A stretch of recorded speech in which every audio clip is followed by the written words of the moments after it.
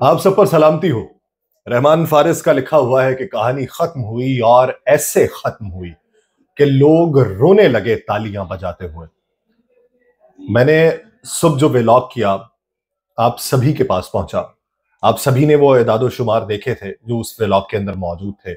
और फिर मैंने हवाला भी दिया था कि ख्वाजा आसिफ रात को आए और रात को आके उन्होंने अपनी पोजीशन जो है वो उन्होंने क्लियर कर दी कि हम हारे हैं, मालूम है मुल्क के अंदर जो वेव चल रही है उसकी वजह से और इस हल्के के मसाइल की वजह से, और हमारे जो उम्मीदवार थे वो बहुत ज्यादा पुरुमीद हो गए जिसकी वजह से हमें हार का सामना करना पड़ा।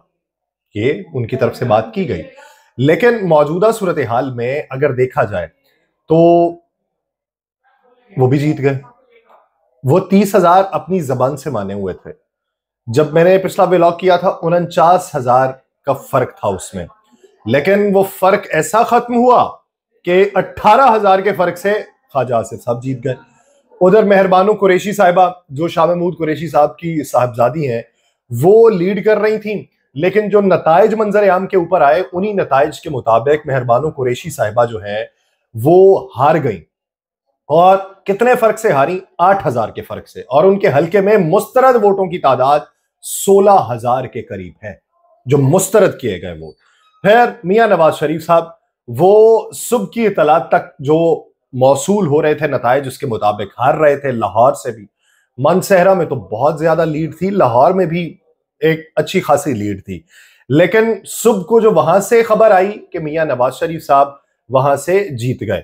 लेकिन वहां पे दिलचस्प बात क्या है, फॉर्म जो है जो जारी हुआ है, फॉर्म 47, एक है फॉर्म 45, जो वहां पे दिए जाते हैं प्रिजाइडिंग ऑफिसर्स की जानिब से हर पोलिंग एजेंट को जिसका ताल्लुक किसी भी सियासी जमात से होता है या किसी उम्मीदवार ने वहां पे पोलिंग एजेंट अपने भेजे होते हैं। तो वहां पे जो कंपाइल होता है एक पोलिंग स्टेशन में, मिसाल के तौर पे 400 पोलिंग स्टेशन है तो हर जगह पे एक एक पोलिंग एजेंट है। हर पोलिंग एजेंट को वो फॉर्म 45 मिलेगा, वो लाएंगे, उसको कंपाइल करेंगे, मजमूई तौर पर उसका एक रिजल्ट बनाएंगे। इसी तरीके से तमाम टीवी चैनल्स के रिपोर्टर्स जो हैं वो इंतखाबी दफातर होते हैं बड़ी बड़ी पार्टीज के, वहां से वो फॉर्म को इकट्ठा करते हैं। उसी की बुनियाद के ऊपर बताया जाता है 40%, 50% या 100%।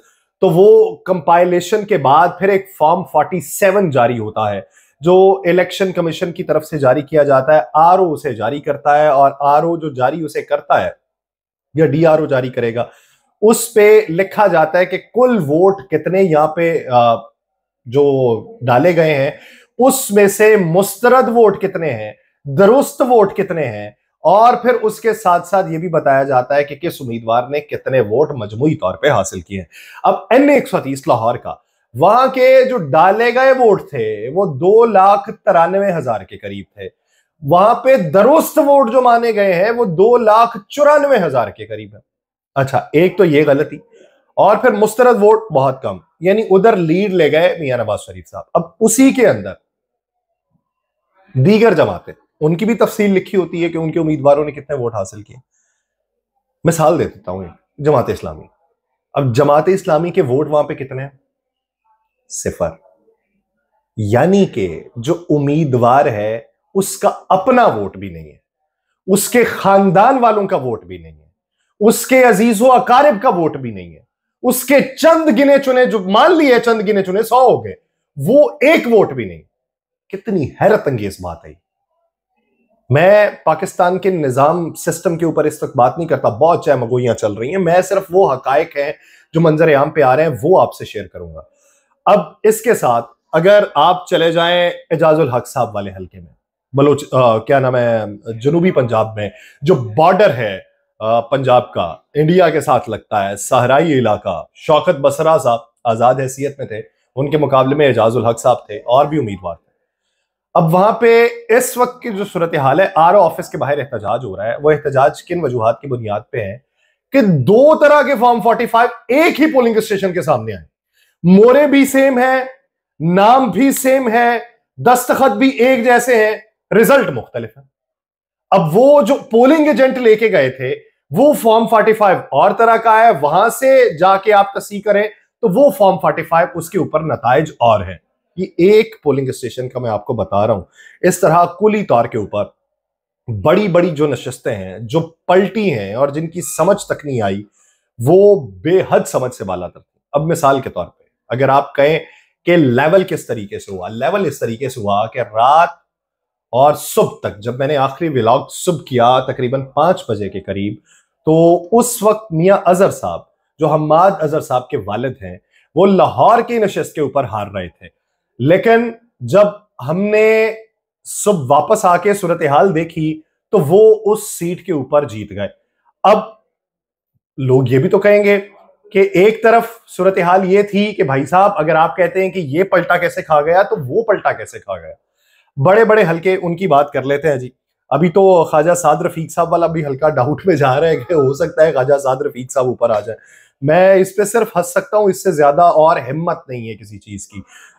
मिसाल देता हूं, परवेज खटक साहब 64,000 के मार्जिन से हारे हैं नौशहरा से। उसके बाद बड़ी सीट की अगर सिर्फ बड़ी सीटों की बात करता रहूं तो लाहौर का N 122 लतीफ खान खोसा, ख्वाजा साद रफीक, तो लतीफ खान खोसा की जीत का मार्जिन जो है वो 39,202 वोटों का है। ये अभी तक के नताइज हैं। अताउल्ला तारड़ साहब, अब मैंने खुद इस हल्के का सर्वे भी किया था और सर्वेस के ऊपर ज्यादा यकीन नहीं रखता, जो नताइज निकलते हैं वो सर्वेस के बरक्स भी हो सकते हैं, लेकिन हैरत अंगेज तौर के ऊपर यहाँ पे अताउल्ला तारड़ साहब और बिलावल भुट्टो साहब और जहीर अब्बास खोखर साहब मैदान के अंदर मौजूद थे। तो अताउल्ला तारड़ साहब ने, एक होता है कि आप जेस्चर कैसा देते हैं और उम्मीद कितने, अताउल्ला तारड़ साहब मेरे ख्याल से मीडिया स्क्रीन्स पे जो इब्तदाई तौर पे जिन्होंने गुफ्तगू की होगी उनमें अताउल्ला तारड़ साहब भी मौजूद थे, जिन्होंने वहां पे गुफ्तगू की। उन्होंने कहा जी निज़ाम बहुत ठीक चल रहा है, बहुत तहम्मुल मिजाजी से काम हो रहा है। हाँ जी, मोबाइल नेटवर्क सर्विस तो मुअत्तल है जिसकी वजह से हमें भी मुश्किलात पेश आ रही हैं और हमने वोटर्स को निकालने के लिए तगोदो कर रहे हैं। तो अताउल्ला तारड़ साहब 98,000 वोट ले गए वहां से, और दूसरे नंबर पे जहीर अब्बास खोखर 82,000 वोट, 15,000 की ये लीड है। लेकिन शहरी रहमान साहिबा ने कुछ देर पहले प्रेस कॉन्फ्रेंस करते हुए कहा है कि हमारे वोट गायब किए गए, और उन्होंने ये इल्जाम जहीर अब्बास खोखर के ऊपर नहीं लगाया, उन्होंने ये इल्जाम पाकिस्तान मुस्लिम लीग नून के ऊपर लगाया कि इन्होंने हमारे वोट गायब किए। तीसरे नंबर पे बिलावल भुट्टो, लेकिन वो जब इल्जाम पीपल्स पार्टी ये लगा रही है कि पीएमएलएन ने हमारे वोट गायब किए, तो इस इल्जाम का जवाब अब पीएमएलएन किस तरीके से देगी ये अब देखना है। एक और हल्का, और यहां के जो नताइज हैं हैरत अंगेज तौर के ऊपर है, जो ये साबित करते हैं कि नवाज शरीफ साहब, जो ये साबित करते हैं जहांगीर खान तरीन साहब, अब्दुल अलीम खान साहब, या हमजा शहबाज साहब, मरियम नवाज साहिबा, शहबाज शरीफ साहब, या और बड़े बड़े लीडरान, ख्वाजा आसिफ साहब, ख्वाजा साद रफीक साहब, उनसे भी मकबूल रहनुमा, ये रिजल्ट वो साबित करते हैं। कौन सी शख्सियत है? ओन चौधरी साहब। क्योंकि ओन चौधरी साहब के नताइज के मुताबिक 1,72,576 वोट उन्होंने हासिल किए, जो नताइज जारी हुए हैं।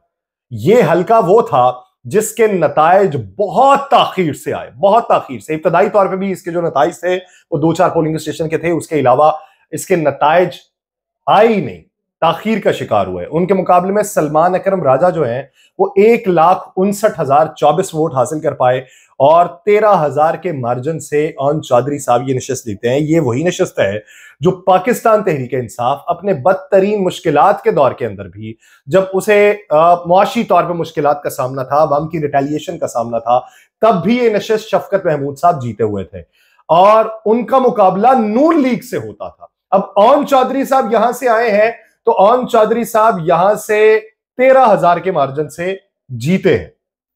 ये हैरत अंगेज तौर के ऊपर ये नताइज इसके देखने को मिले हैं।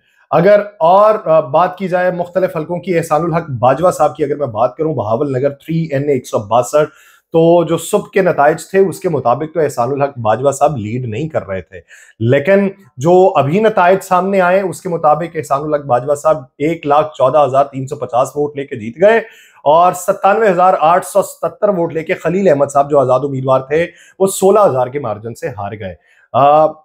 शायद हमारे मुल्क का हमने एक ट्रेंड सेट किया है जो बैरूनी दुनिया को हम दे सकें, वो ये है कि अगर इब्तदाई तौर पे नताइज आ भी जाते हैं, आपके पास फॉर्म मौजूद भी होते हैं, तो आप उसमें हार भी रहे होते हैं, तो हार नहीं माननी जब तक फॉर्म 47 ना आए। हार नहीं माननी, बैठे रहे, हो सकता है आपके हक में चीजें आती रहें।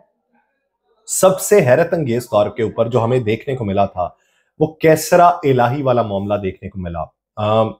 मैं जब सुबह गया हूं, तो मैं अगर गलत बयानी से काम ना लूं तो तकरीबन 58,000 की लीड थी कैसरा इलाही साहिबा की।